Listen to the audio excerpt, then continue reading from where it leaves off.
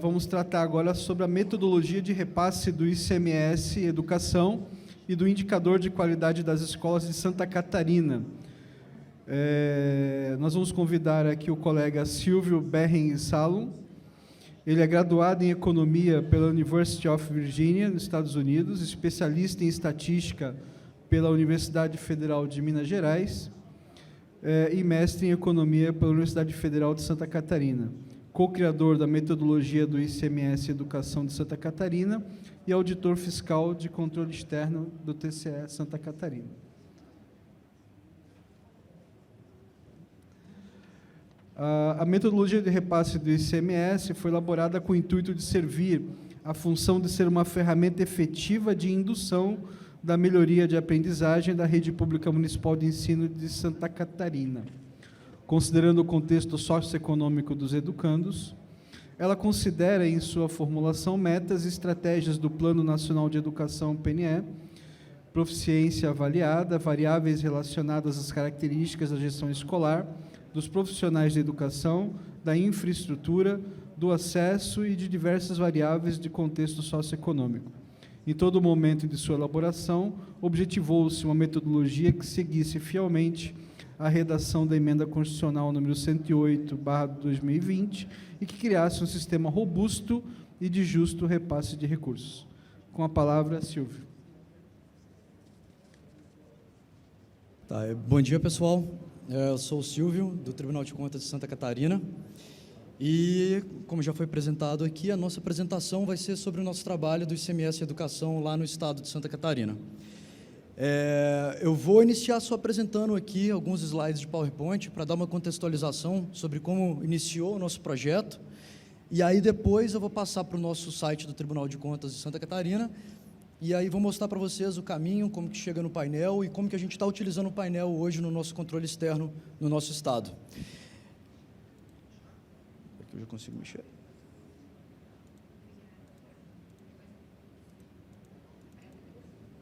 Pode passar o slide? Acho que está aqui.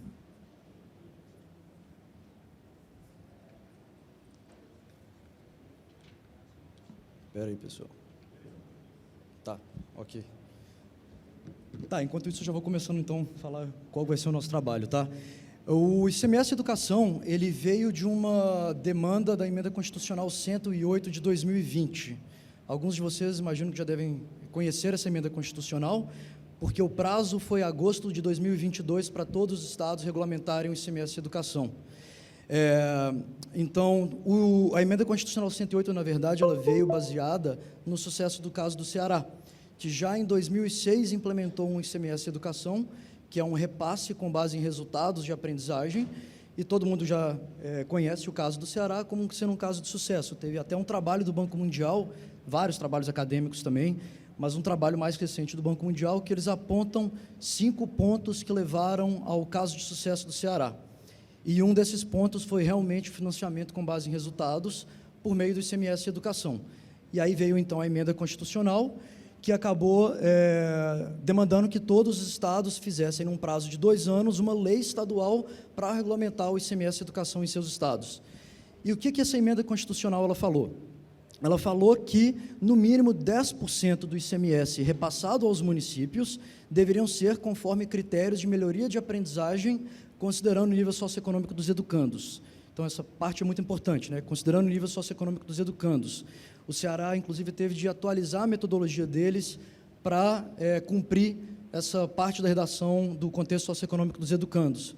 Mas como que ocorre de fato? O ICMS é um imposto arrecadado pelo Estado, o Estado fica com 75% do ICMS e os outros 25% do ICMS ele distribui para os municípios.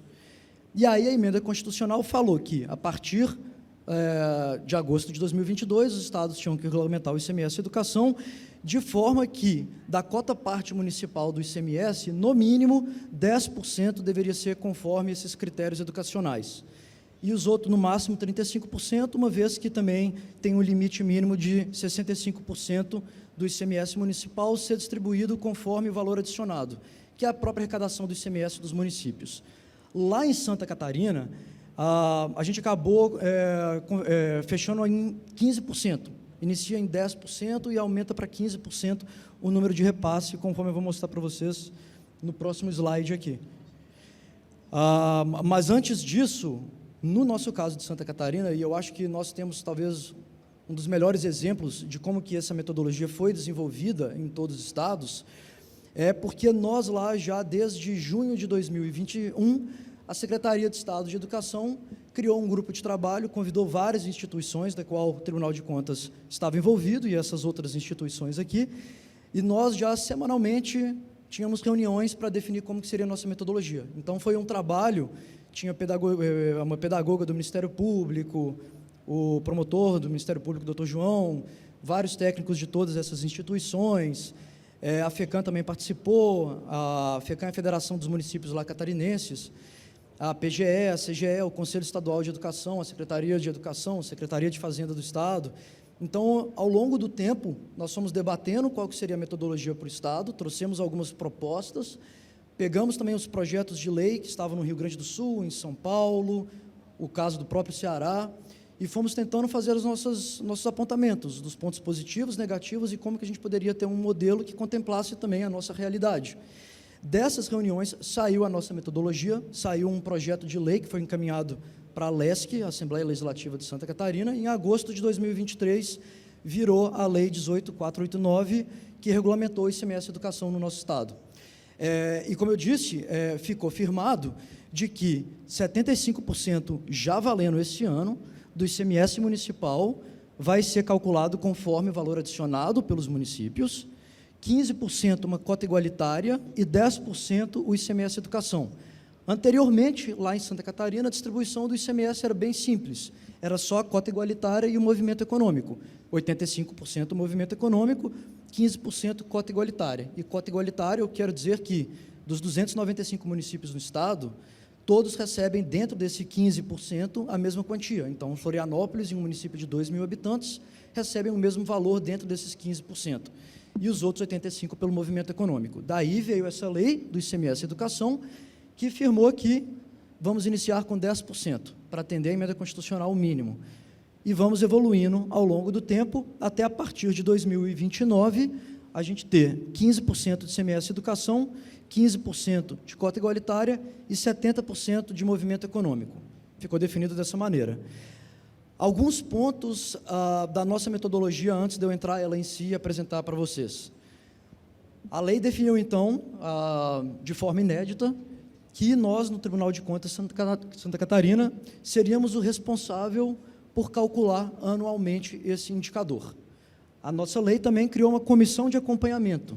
Então, Tribunal de Contas e outras instituições, de tempo em tempo, nós reunimos para dar uma atualização sobre os nossos trabalhos, para definir sobre novas metodologias de variáveis, quero dizer, de pesos da nossa metodologia. Uma coisa que acho que talvez, à primeira vista, pode parecer estranho na nossa lei, mas que foi exatamente essa nossa intenção, foi que nós não colocamos as variáveis e os pesos. A gente colocou o desenho da metodologia, exatamente para, por portaria, por discussão da nossa comissão do ICMS, nós temos essa liberdade de, ao longo do tempo, evoluir. Então, tem variáveis que podem se tornar obsoletas. Tem pesos de alguns campos que, num momento, pode ser mais interessante dar um peso maior, outro momento, menos. Por exemplo, a taxa de abandono. A gente tem um peso hoje na taxa de abandono que, provavelmente, futuramente vai reduzir, porque a taxa de abandono aumentou no período pós-pandemia. Então, dar um peso maior foi sinalizar aos municípios para eles reduzirem essa taxa antes dela ser reduzida o seu peso e dar espaço para outras variáveis. E também a gente teve um artigo que estipulou em 3 anos a criação de um sistema estadual de avaliação em Santa Catarina, porque atualmente nós utilizamos o SAEB para definir o nosso repasse, mas o SAEB tem várias limitações. O SAEB tem municípios que não fizeram o SAEB em 2021. O SAEB tem problemas de que alunos com atendimento especializado fazem a mesma prova que aluno regular. Então, tem uma sensibilidade. Se eu tenho uma turma com muitos alunos de atendimento especializado, eu posso estar prejudicando a nota daquela escola e daquele município.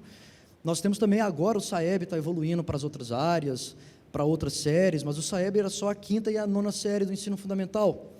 Então, o nosso sistema estadual, a nossa ideia é que nós contemplamos outras áreas, além da matemática e português, e que também inclua mais séries do ensino fundamental, e que seja todos os anos, uma vez que o SAEB é a cada 2 anos, e existe essa crítica do SAEB de que tem muitos municípios que dizem que eu tenho uma turma muito boa esse ano, mas esse ano não vai ter SAEB e aquela turma nunca vai ser avaliada, porque a avaliação é só a cada 2 anos.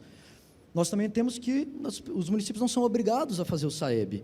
Então, 16 municípios não tiveram nenhum SAEB, nenhuma escola com o SAEB em 2021. Nós tivemos de dar um tratamento especial para eles nesse primeiro momento, mas na nossa lei do ICMS, nós já colocamos lá que, a partir da criação do Sistema Estadual de Avaliação, aqueles municípios, as escolas aptas a participarem do sistema que não participarem da avaliação, vão ter a pior nota no sistema de avaliação, menos 10%, para todo mundo participar da prova conforme os critérios definidos quando esse sistema for criado.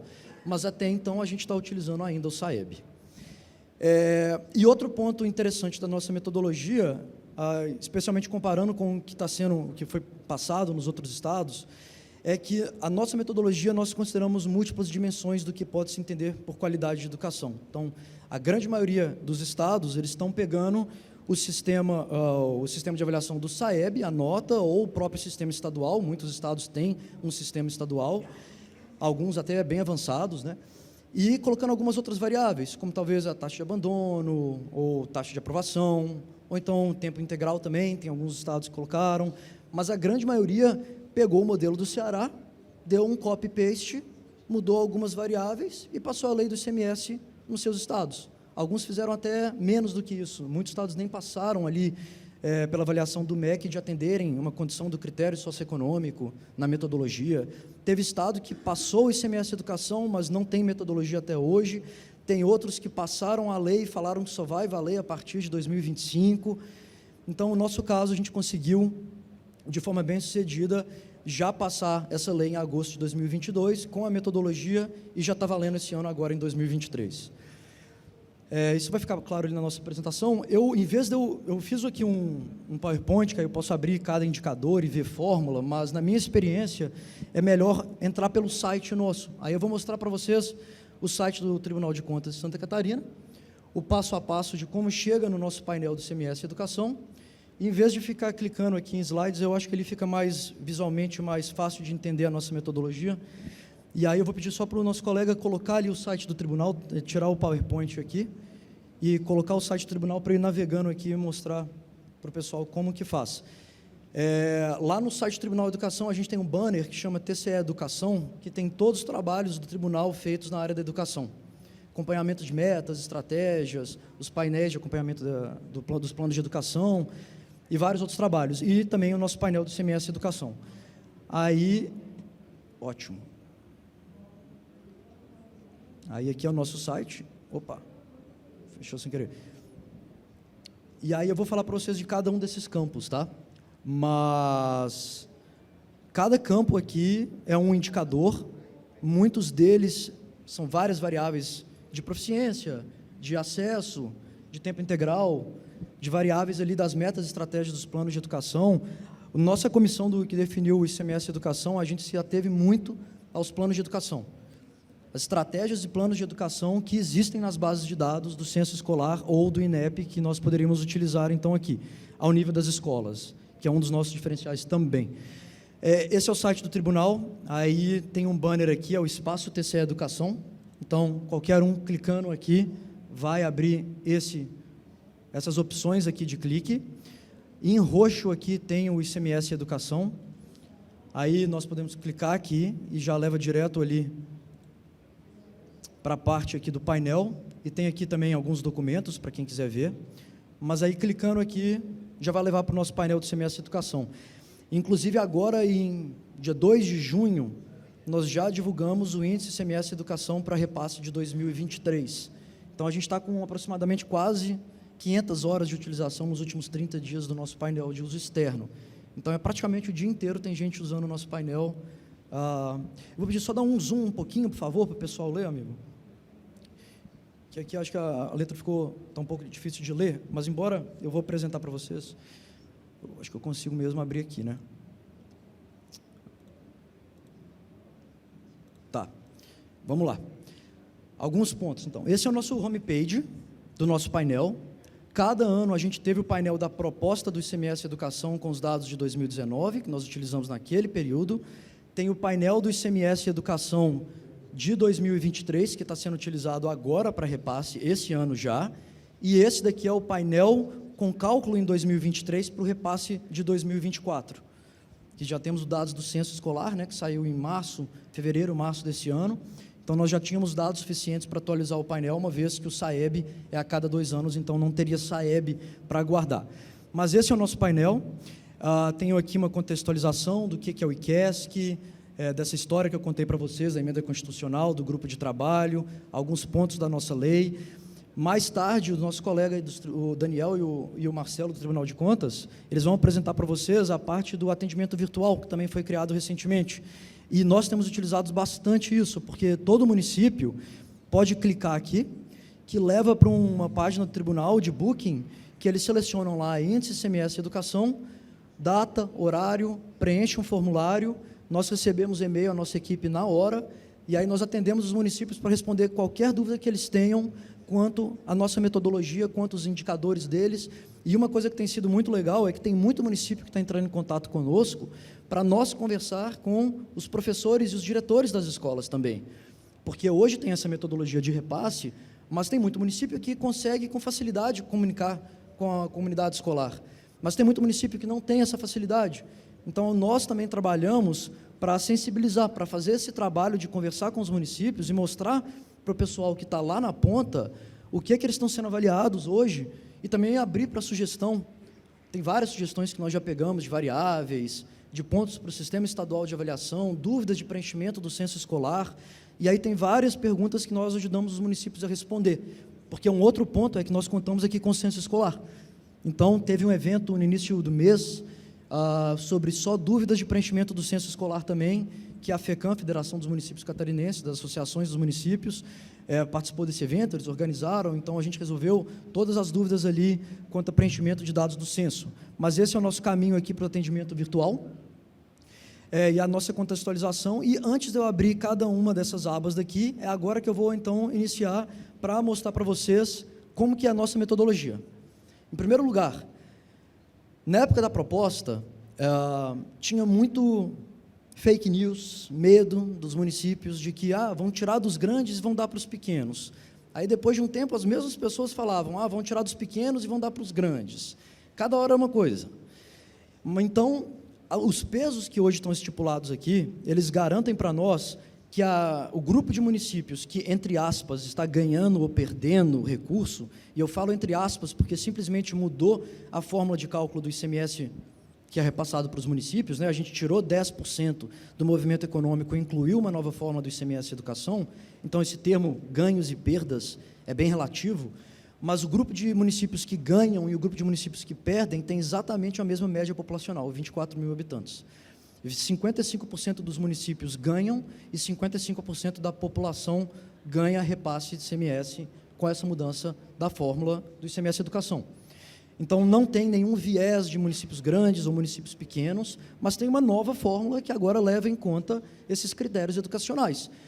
E, de quebra, nós também ganhamos uma distribuição de renda, porque quem está mais perdendo recurso é quem tem movimento econômico maior. Então, Itajaí é uma cidade nossa, de porto, tem um porto lá, eles arrecadam R$160 mil por habitante de ICMS por ano. A gente tem município pequeno também, que tem uma indústria ou agricultura muito forte, para um município de 4, 5, 6 mil habitantes, que eles arrecadam por ano R$250 mil por habitante de ICMS. E a gente tem município que arrecada 3, 4, 10, 20 mil reais de ICMS por habitante. Então, como a alteração da fórmula foi tirar do VA para o ICMS Educação, independente da fórmula, já está tendo uma distribuição de renda. Mas, dentro desse peso do ICMS Educação, o que interessa agora são esses indicadores. E como que eles foram definidos? Ótica das escolas, ótica dos municípios. Ótica das escolas é 95% do repasse, quase tudo. Ótica dos municípios é 5%. Como eu falei, não é à toa esses pesos. Mas dentro da ótica dos municípios, nós não levamos em conta tamanho do município ou tamanho da rede. Então, se Florianópolis e Iraceminha, que é um micromunicípio, tem o mesmo comprimento da meta 6 e da meta 1, dentro desses 5%, eles recebem o mesmo pedaço. A ótica das escolas, não. A ótica das escolas chega ao nível das escolas que ofertam ensino fundamental da rede municipal em cada ensino, em cada município, e o repasse do resultado do IQESC é por matrícula de ensino fundamental dentro da rede municipal. Então, aqui, de certa forma, a gente também está trabalhando na meta 2. Quanto mais alunos eu tenho no meu ensino fundamental, mais eu ganho de ICMS Educação. Então, um benefício que não é evidente nesse momento é a municipalização. Se eu tenho mais matrículas, eu ganho mais repasse de ICMS Educação e de Fundeb, a gente está reacendendo um debate sobre a municipalização. Então, nos nossos atendimentos com os municípios, nós também avaliamos a quantidade de matrículas que eles têm no ensino fundamental em sua rede, que o Estado tem na rede de ensino fundamental daquele município, e, em alguns casos, se há espaço, se há estrutura, os municípios já estão fazendo um movimento de atrair matrículas para a rede municipal. Se vocês pesquisarem no Google, na literatura, o próprio trabalho do Ceará, do Banco Mundial, a municipalização é um daqueles 5 pontos também que trouxe sucesso para o Estado, para os municípios do Estado. Porque na municipalização, o município tem mais contato com a comunidade. O município conhece mais a realidade. O município começa a trabalhar com o aluno desde a época da creche, da pré-escola. Então, ele tem uma continuidade. E tem vários estudos também que mostram que, se o aluno frequenta a creche, a pré-escola, ele tende a ter melhores resultados também no ensino fundamental. Então, tudo isso está linkado. A municipalização acaba sendo um efeito não direto que nós acabamos induzindo com essa metodologia. Mas, dentro da ótica dos municípios, nós temos a meta 6 e a meta 1. Meta 1, taxa de atendimento na creche e na pré-escola, de todo o município. Não dá para a gente falar que isso é ótica das escolas, porque isso é um resultado a nível municipal, né? Não tem uma taxa de atendimento da escola, é a taxa de atendimento na educação infantil do município. E aqui a gente tem um problema de estimação populacional. Então, nós, Tribunal de Contas, também temos a nossa própria metodologia para estimar a quantidade de crianças de 0 a 5 anos em cada município, usando os dados do Ministério da Saúde de nascidos vivos, por endereço de residência da mãe, e também o sistema de mortalidade para subtrair, e aí a gente faz a atualização ao longo do tempo, etc., e conseguimos calcular a taxa de atendimento da meta 1. Cumprimento da meta 6. A meta 6, o Plano Nacional de Educação, fala que 25% dos alunos devem estar matriculados em jornada de tempo integral. No nosso trabalho aqui, a meta 6 diz respeito somente à rede municipal. Então, outro ponto que nós falamos para os municípios, vocês precisam ter no mínimo 25% dos alunos em tempo integral. Pode ser no ensino fundamental, pode ser na educação infantil, pode ser uma combinação dos dois, vai depender da estratégia do município. Mas, se eu tenho no tempo integral alunos no ensino fundamental, eu também provavelmente vou aumentar os meus resultados aqui de proficiência dos alunos. Mais reforço escolar, menos evasão, menos abandono, então a quantidade de matrículas aqui do município acaba aumentando. E a taxa de atendimento aqui, né, pega a rede privada e pega toda a rede, porque é do município. Mas são essas duas variáveis aqui na ótica dos municípios. Jornada em tempo integral e meta 1. Ótica das escolas, o IQESC, Indicador de Qualidade das Escolas de Santa Catarina. 3 grandes campos: esforço observado, não observado e o contexto socioeconômico dos educandos. O que é que nós fazemos? Primeiro ponto, começar por aqui, contexto socioeconômico dos educandos. Nada mais é do que uma transferência de renda. O peso definido pelo Comitê do ICMS Educação, que hoje é 25% e tende a reduzir ao longo do tempo, mas a não ser que hajam outros fatores, né? Mas o contexto socioeconômico daqui é uma transferência de renda dos municípios que têm alunos com maior renda para aqueles que têm menor renda. Não é IDH, o IDH é de 2010, tem 2 municípios que foram criados em Santa Catarina em 2012, que nem sequer tem IDH ainda, nós não temos IDH do censo demográfico ainda, e sempre teríamos essa fragilidade de não ter IDH a cada 10 anos no mínimo, né? Mas o INEP, na prova SAEB, aplica questionário para todos os alunos, que pergunta quantas geladeiras você tem em casa, se divide a casa com quantas pessoas, qual a escolaridade dos seus pais, e disso eles criam um indicador de nível socioeconômico das escolas. E aí a gente utiliza esse dado para fazer essa transferência de renda dentro desse campo. Então, aqui nada mais é do que essa transferência de renda. Mas o contexto socioeconômico vai entrar nesse campo aqui também, que eu vou falar para vocês depois que eu falar desse. Esforço observado. Por que isso aqui chama esforço observado? Porque isso daqui, a gente pega de base de dados que existe, Censo e SAEB, é tudo base de dados oficial do INEP. O esforço observado, ele é 3 campos. O primeiro é o indicador de proficiência avaliada.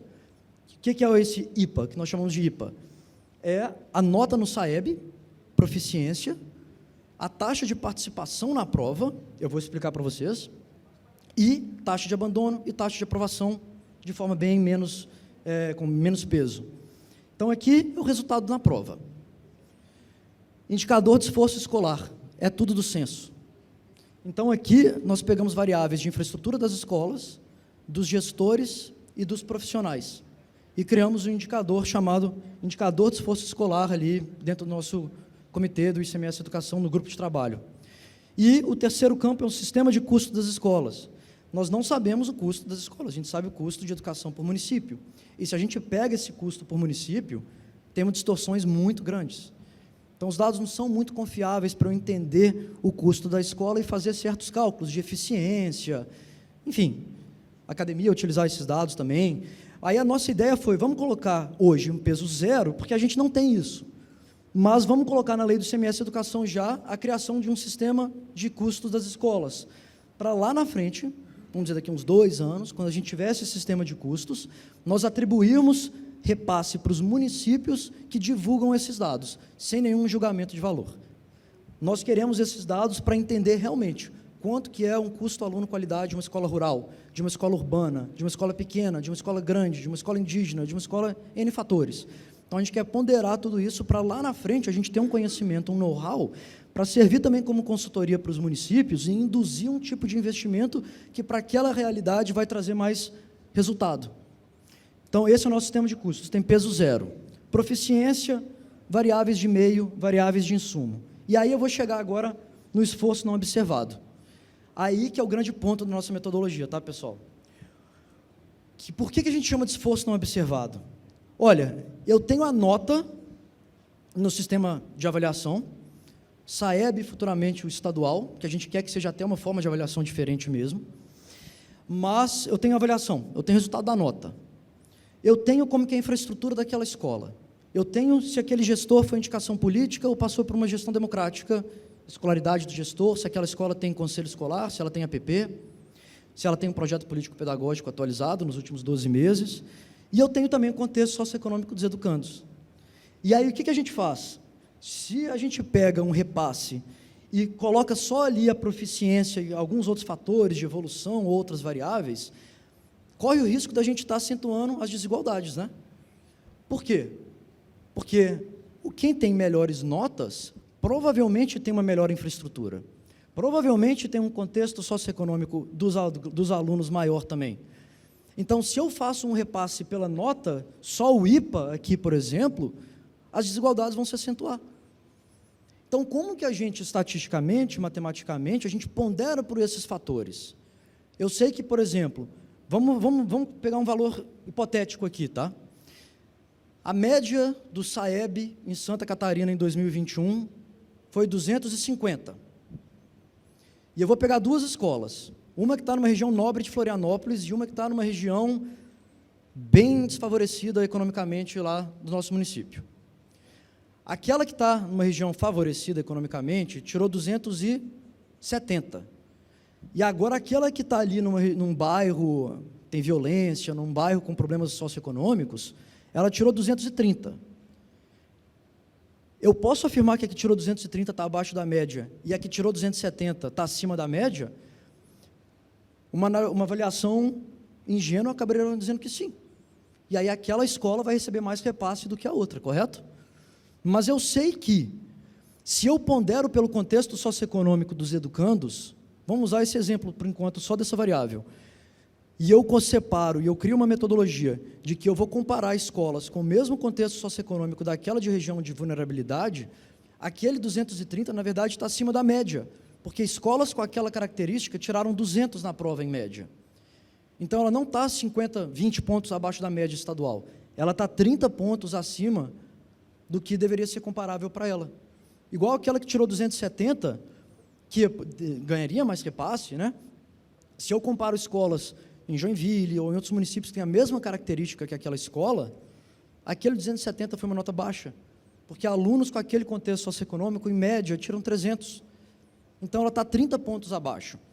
Eu não posso gratificar o esforço daquela gestão, porque o 270 não é um valor esperado, dada aquela realidade do município, daquela escola. Então, a nossa ideia do esforço não observado é exatamente fazer essa comparação. Para cada escola do nosso painel, a gente tem uma nota esperada pelo modelo e uma nota real obtida por aquela escola. E o indicador de esforço não observado é a diferença. Então, no caso daquela escola rica, vamos dizer, o 270, comparando com 300, o resíduo de regressão dela seria menos 30, da outra seria mais 30. Então, dentro desse campo, aquela escola que tirou 230 vai ganhar muito mais repasse do que aquela que tirou 270.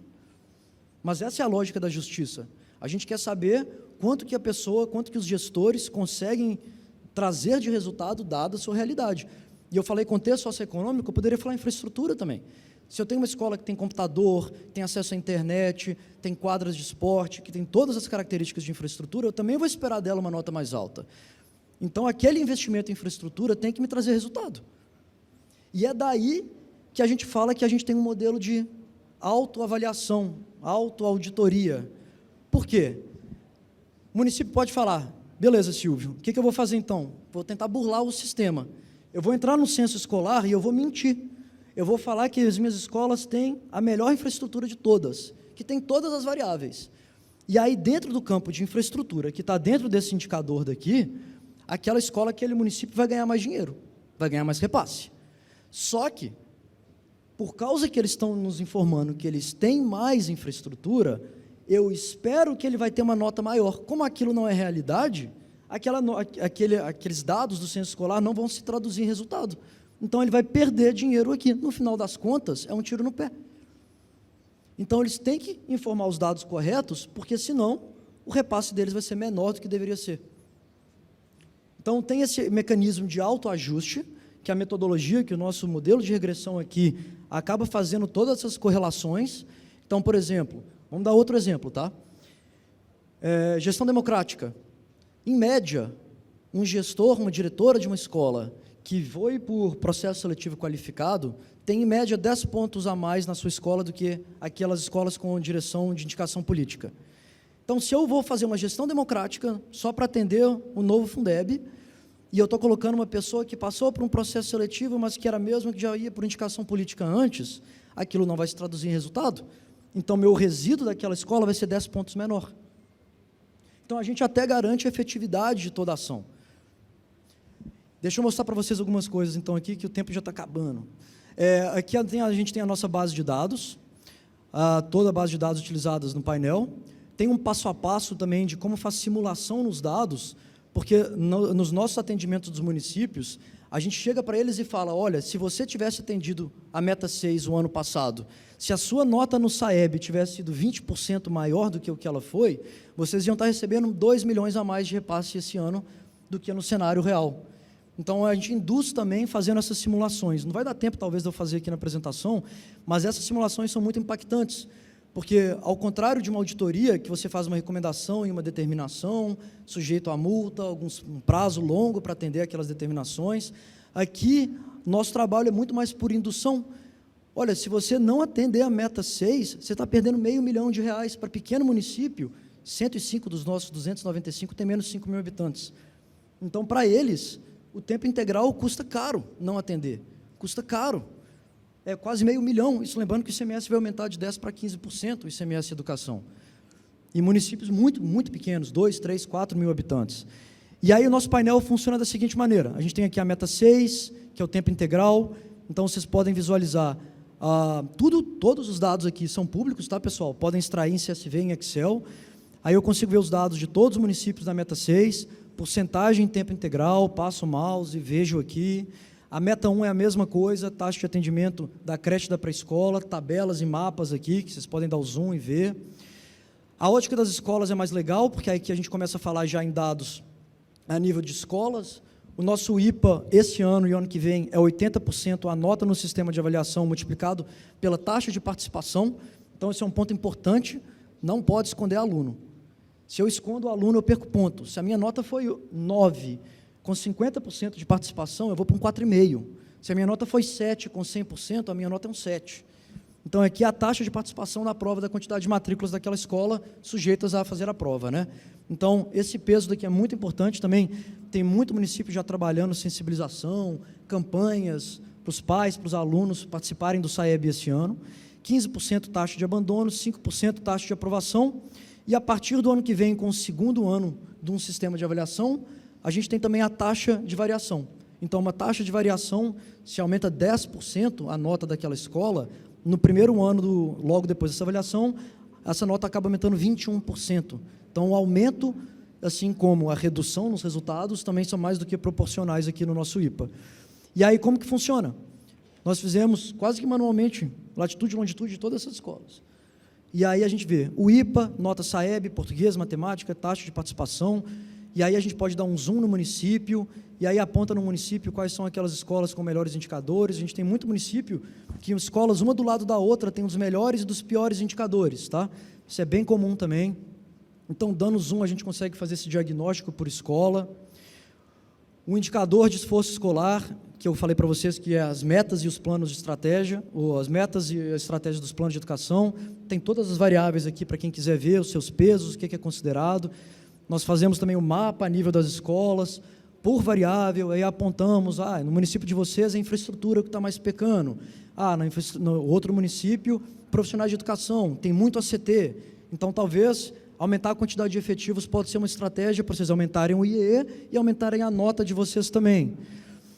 O sistema de custo tem peso zero, os resultados dos resíduos aqui é aquela comparação que eu falei, então aqui eu acho muito mais interessante do que olhar a nota SAEB e a nota do IPA, porque aqui eu falo que até que é uma nota do IPA, do SAEB líquida, né? A nota bruta está lá no IPA e a nota líquida, que é tirando esses impactos médios, nós conseguimos aqui calcular. Então, por exemplo, eu vejo um município aqui que essa escola tirou 14 pontos no SAEB acima do que era esperado pelo nosso modelo estatístico. Então, por mais que essa escola tenha uma nota baixa, no IPA, nos resíduos, no esforço não observado, ela ganha mais repasse, porque para o contexto socioeconômico dela, ela está trazendo um resultado 14 pontos acima do esperado, e pelas outras variáveis também. Contexto socioeconômico aqui, como eu falei, a transferência de renda. A gente tem relatórios automáticos aqui também, resumindo todos os indicadores a nível de escola e a nível de municípios. E o resultado do repasse, o município consegue aqui ver quais são os pesos de cada um dos nossos campos. O valor estimado esse ano está em R$1 bilhão de ICMS Educação distribuído para os municípios, um valor bem significativo, né? Então, eu consigo ver, por exemplo, que essa escola no município de Abdon Batista está trazendo R$340 mil de repasse esse ano para o município. E eu consigo quantificar também um repasse por aluno, portanto. Nesse outro município de Abelardo Luz, eu tenho uma escola que é R$1.048.000 de ICMS Educação. Contando com a ótica dos municípios, a gente abre a aba dos municípios e vê quanto que cada município vai receber esse ano de ICMS Educação, via porcentagem ou via valor estimado aqui. E com esses dados, com esse painel, então, pessoal, para finalizar, nós levamos para os municípios os relatórios automáticos, para cada município, região que a gente vai falar do estado, estudamos os dados daqueles municípios daquela região e entramos na realidade aqui dos dados do município, nós questionamos por que esses dados estão dessa forma, eles veem também se tem erro de preenchimento no censo, acabamos induzindo, então, qual tipo de variáveis eles têm que focar os seus investimentos, e também, como eu disse, fazemos simulações aqui para trazer essa sensibilização e falar, olha, município de Abelardo Luz, se essas notas de vocês aqui tivessem sido 240, que é uma nota boa, mas não das melhores do estado, vocês estariam recebendo R$2 milhões a mais este ano. Então, com esse movimento, a gente faz os municípios correrem atrás desses resultados. Então, para resumir, toda essa metodologia é uma forma nova de fazer controle externo pela indução, pelo estímulo, e não pela penalização. E, desse ponto, a gente consegue trazer esses resultados. Então, aí, esse ano vai ter SAEB, ano que vem, em setembro, sai o resultado do SAEB. É óbvio que é um resultado que é contínuo para ter um resultado significante, né? Mas a expectativa é que, por essa forma de fazer controle externo da indução, nós conseguimos melhorar os resultados das metas, das estratégias, dos planos e, principalmente, os resultados de proficiência, porque, no final das contas, é o que a gente quer. Se eu tenho uma infraestrutura melhor, se eu tenho um corpo docente mais qualificado, tem vários benefícios, mas eu não posso largar de que eu preciso de ter alunos na 5ª série do ensino fundamental sabendo matemática e português básico. E esse que é o ponto. E é com isso a apresentação. Obrigado, pessoal. Obrigado, Silvio.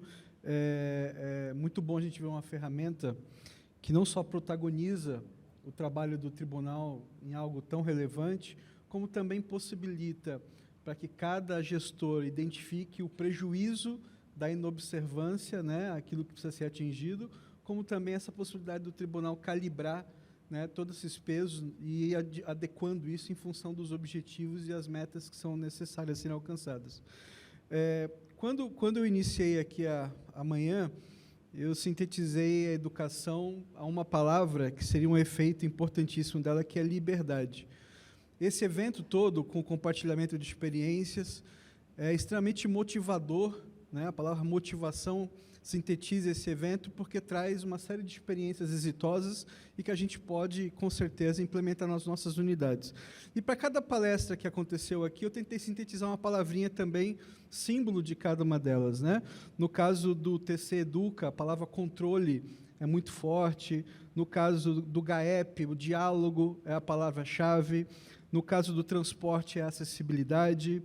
Do guia, alicerce, já que cuida da alfabetização, que é o alicerce de todo o processo educacional, e agora culminando com a indução, que é a essência da metodologia do repasse do ICMS Educação. E agora, sintetizando todas essas palavrinhas, eu concluo os trabalhos da manhã dizendo o seguinte, que todos nós voltemos às nossas unidades motivados, né, a induzirem políticas dialógicas, né, políticas educacionais focadas no diálogo, que sejam alicerçadas, né, na boa educação, que permita acessibilidade a todos e que, dessa forma, a gente consiga efetivamente levar a todos os cidadãos a liberdade, ao exercício dos seus direitos e também as obrigações que a cidadania impõe, e uma delas é o controle social. Então, isso sintetiza o trabalho da manhã, e eu desejo a todos um bom dia ainda de trabalho, que hoje nós temos as ações da tarde, amanhã,